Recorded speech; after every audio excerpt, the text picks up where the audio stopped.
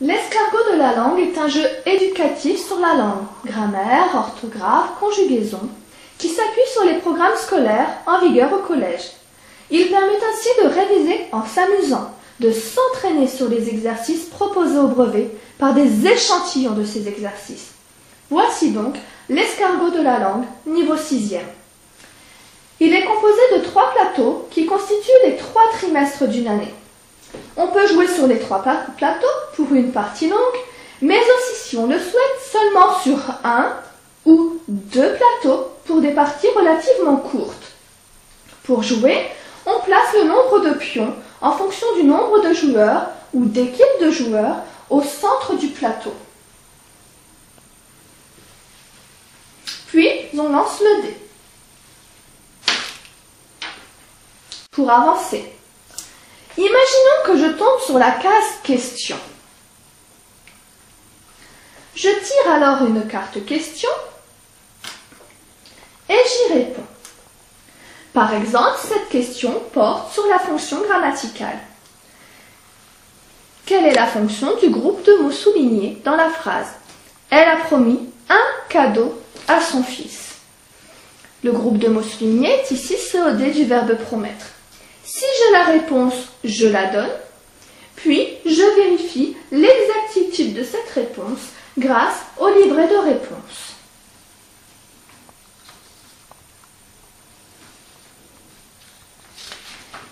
Je me reporte à la partie réponse aux cartes questions. Ma carte porte le numéro 9. Je me reporte à la carte numéro 9. Je constate que ma réponse est bonne. Je gagne donc le droit de rejouer. Imaginons cette fois que je me rende sur une case « Entraîne-toi au brevet ». Je tire alors une carte « Entraîne-toi au brevet ».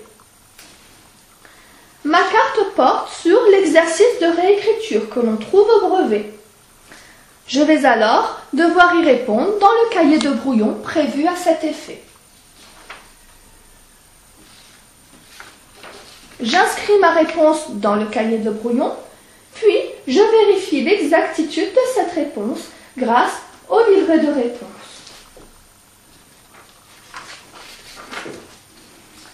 Imaginons que je m'arrête ensuite sur la case « Chance ».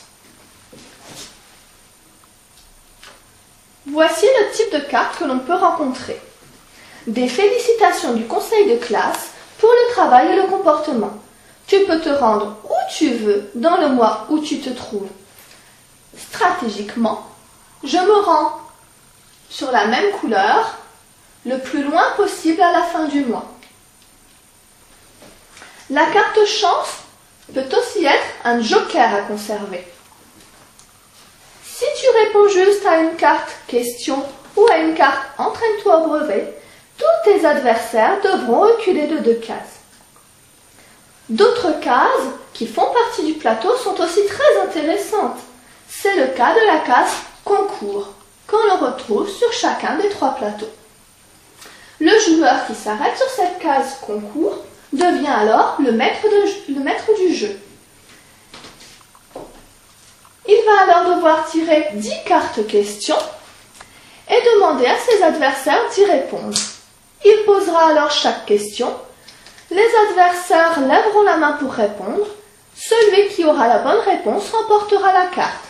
À la fin de la partie, on comptabilisera le nombre de points et celui qui aura fait le plus grand nombre aura le droit de lancer le dé et d'avancer du nombre de cases indiquées. D'autres cases sont aussi intéressantes comme la case conseil de classe que l'on retrouve sur chacun des 3 plateaux à des endroits différents. Lorsque je me rends sur la case conseil de classe, je lance le dé. Si je fais un chiffre impair, je recule d'un mois. Je me rends alors du 30 novembre au 31 octobre.